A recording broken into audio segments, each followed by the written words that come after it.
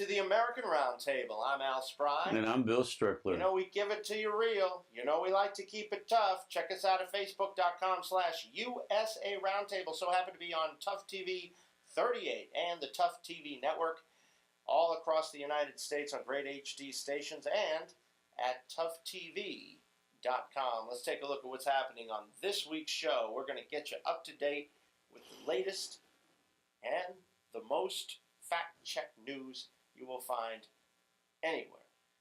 The Russians are going to be talking doomsday arms, and what's that all about? Also, we're going to take a look at Russian meddling. Everybody keeps talking about Russian meddling. We'll have an update on that. Trump and the infrastructure. He has a little bone to pick with someone in New York. We'll tell you who. Universal health care and universal care. What's that all about? And, of course, we're going to have a Roy Moore and an O.J. Simpson update. We're just jam-packed with stuff on this half-hour of political power. But we want to kick things off with this doomsday arms story. Bill, why don't you run with it? Well, Putin was discussing and brought out and is promoting the fact that they have a new missile technology to where the U.S. Missile monitoring will not be able to stop it. So it's almost like if they want to blow up the world, then they can. And I'm like thinking, why are we even talking about that? Why is he doing that? Is he trying to divert what's really going on here? Is he thinking about going back into Ukraine or taking over a Black Sea country? I mean, why is this such a big deal to him? Other than, I guess there's an election this year. He wants to get reelected. So that could be it to enhance his chance of being reelected and to show the Russian people that, that they're the big bear that they used to be. He likes that, being a tough guy. He rides bears and he rides, all kinds of things, bare-chested and stuff. And so it's funny, they call this underwater drone capable of blasting coastlines balalaika. You know what that is, right? It's a Russian stringed instrument. But we'll have to see where that goes. Posturing, well, you remember Saddam Hussein used to do the same thing. Whether they have the technology or the money to develop this technology remains to be seen. And but you're right. I think it is a ploy so that, or technique, so that the president can be reelected, Putin. Because the Russians like strength. They like their leaders to be very strong. They don't like weaklings. So the name that they're giving it now is called Kraken, after a sea monster. So, he's really pushing this. Yes. And well, they're not going to call it powder puff. Yeah. But to me, and there's just a lot of wasted effort in missiles and nuclear devices when it seems like we've been past that. And now it's more of an economic war than a militaristic war. Yeah, time will tell. I mean, it harkens back to the days of the Cold War, all of this rhetoric. Of course, one thing you could say about the Cold War, it was a very stable period in the world. And maybe we'll enter another period of some stability after all of this terrorism that we've all had to deal with over the past 25 years. One can hope something good can come out of a nuclear stalemate. But keep in mind now that we don't really know what United States technology, what they're working on. So this could be, the United States may already have this technology. More on Russian meddling and other stories today on the American Roundtable. Welcome back to American Roundtable. So let's talk about Russian meddling. The truth and the false statements that are going around D.C. and the country right now. So the State Department has $120 million to counter foreign meddling, but has not spent a single dollar of that sum. And it's basically because Tillerson just doesn't believe that it's going to make a difference. I mean, we already have Mueller spending millions of dollars. And if there's been any evidence of meddling, then let's see it. And then this money could be used to defend against that. But even with Mueller sending out indictments to several Russian agents or people that have been influencing the elections, what else is there? Is there anything on Trump? I'm just not getting this. If there was something out there, somebody would have leaked it by now. Well, I'm going to wait until the special prosecutor finishes his investigation, maybe sometime this year, and see what he comes up with. Until then, I'm keeping an open mind. However, I don't think there's really fire or smoke. You know, where there's smoke, there's fire. A lot of this might be blowing smoke, which is a whole different kind of smoke, mind you. The New York Times out with the attention-grabbing statistic. Why isn't Rex Tillerson using any money to fight interference by Russia? Number one, what is he supposed to do with $120 million besides give it to our show to improve things? That would be cool. But besides that, what are you supposed to do with $120 million that doesn't, and at whose direction is the money to be spent? I think Rex Tillerson is not spending anything because he feels that this is politically motivated, and what are you going to spend it on? A tangible result of this ambivalence, none of the 23 analysts working in the department's Global Engagement Center, whose job it is to deter Moscow's propaganda, speaks Russian. So, what are we doing?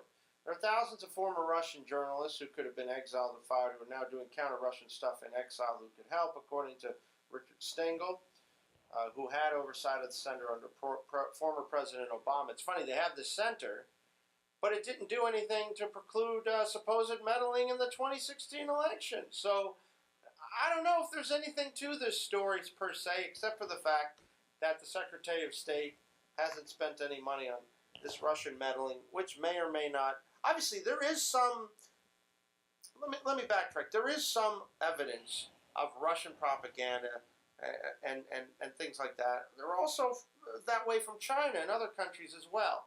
Why single out Russia? Because I think they're still trying to make a case.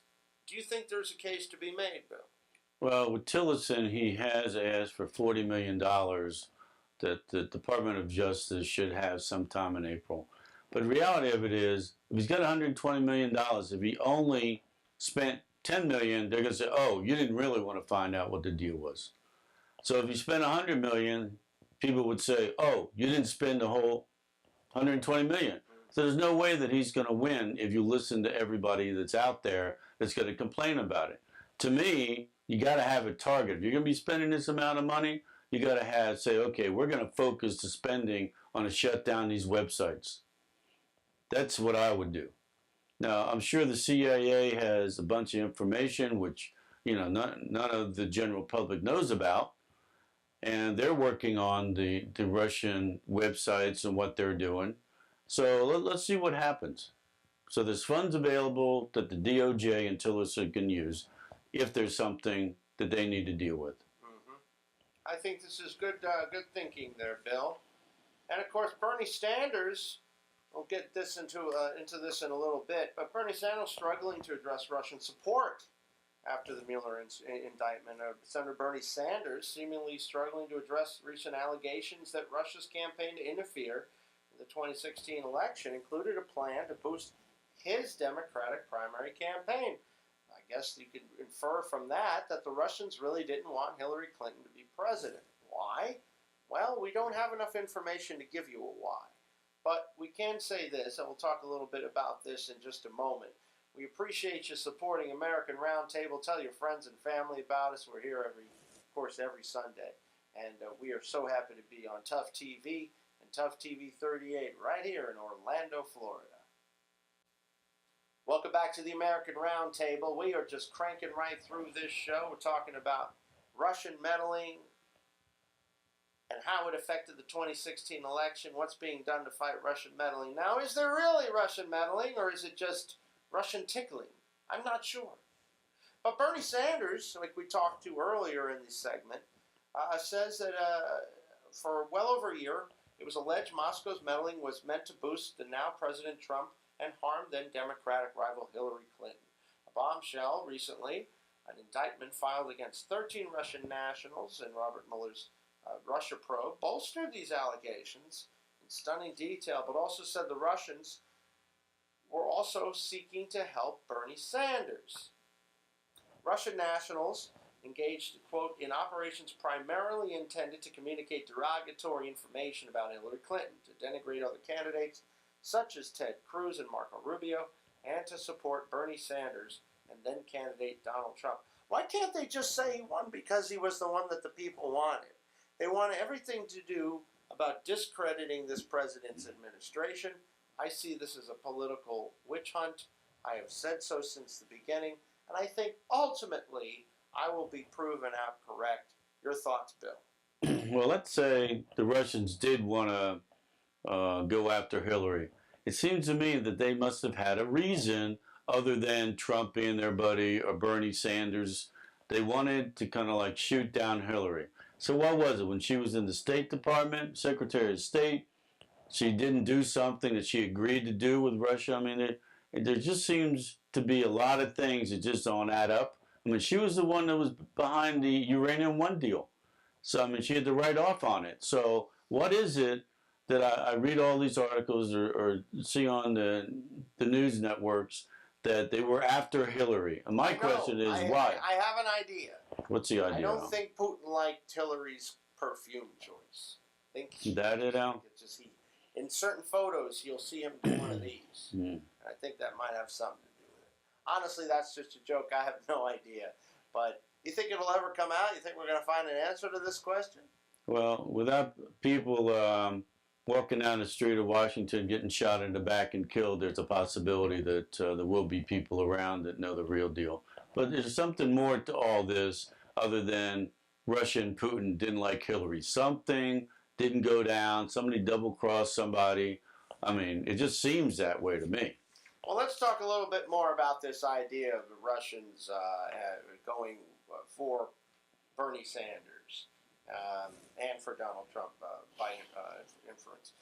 Well, one episode of this indictment involved Russian nationals allegedly circulating in 2016, early 2016, an internal outline of themes for future content to be posted to organization-controlled social media accounts.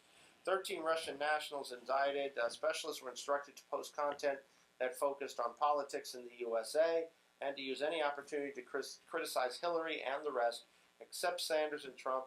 We support them, the documents say.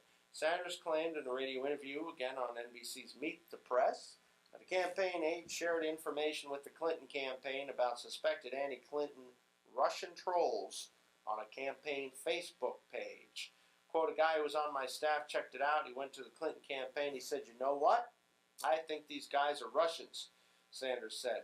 His former campaign manager, Jeff Weaver, said the senator's comments were based on news reports, specifically one by NBC's San Diego affiliate, that suggested a campaign volunteer brought findings to the Clinton team. Political, however, which is, of course, a website, reported the staffer Sanders was referring to, John Mattis, was just a volunteer, did not receive any direction from Sanders or campaign staff, but rather communicated on his own with a Clinton-backing super PAC.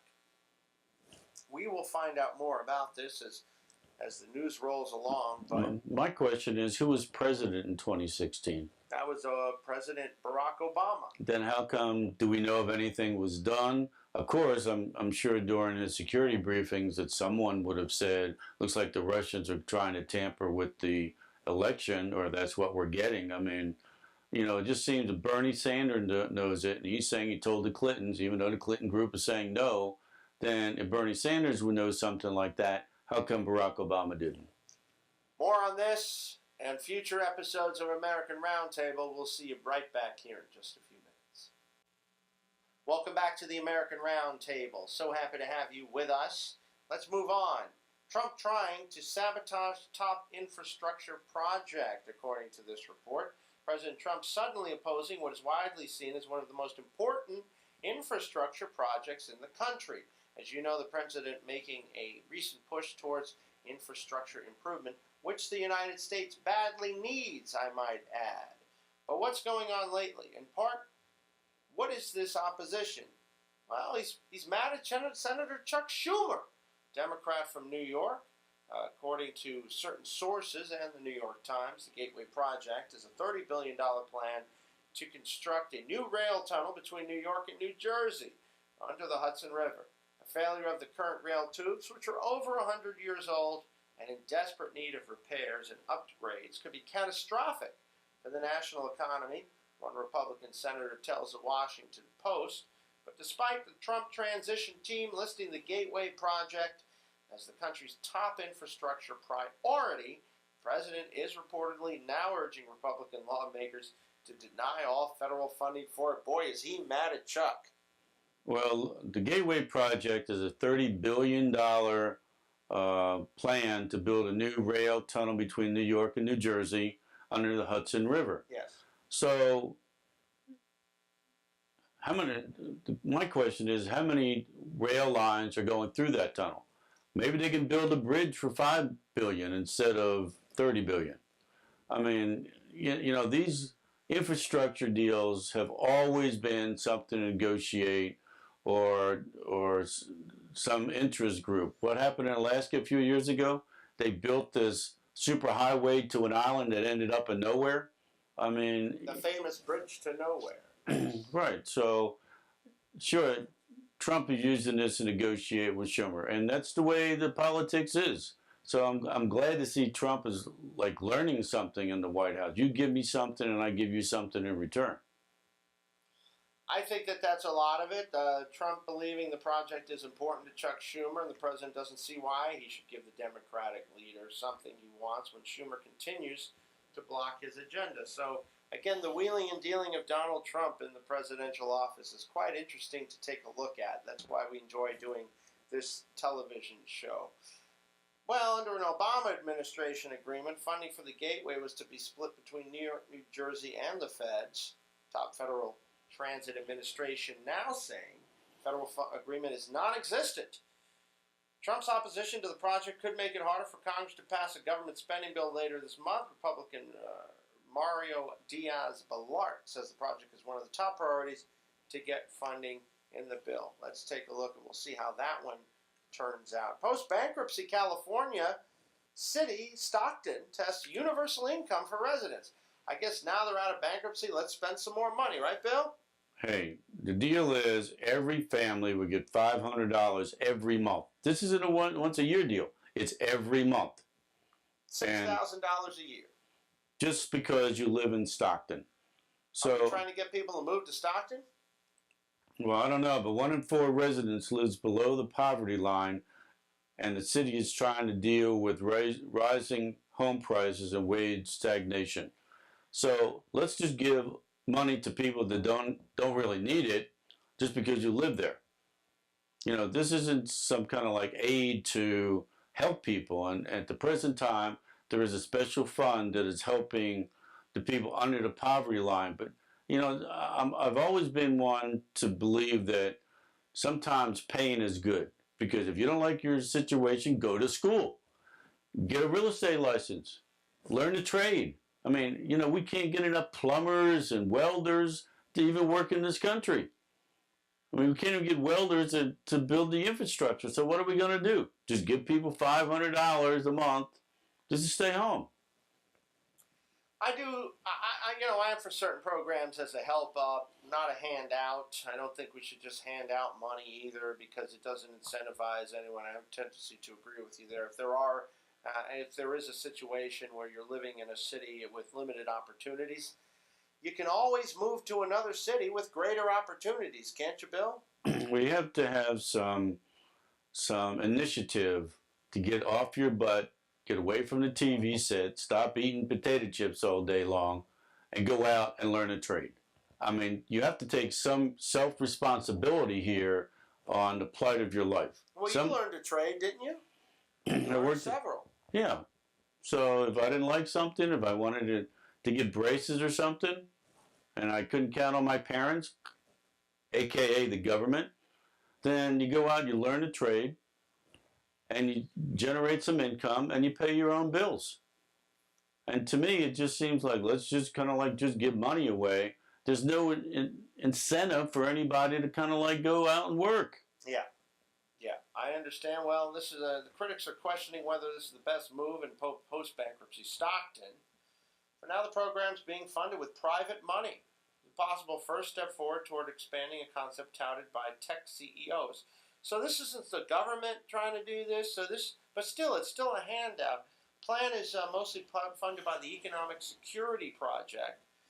You know, there's no such thing as free money. I'm sure this money comes with some type of strings. What exactly that is, we'll let you know when we do. But this is several dozen families will be giving a $500 a month. It's kind of a test project. I like to see these tech companies set up training programs for people, That would be a better education, idea, yes. so they can actually Instead of help the handing society. the $500 out to them.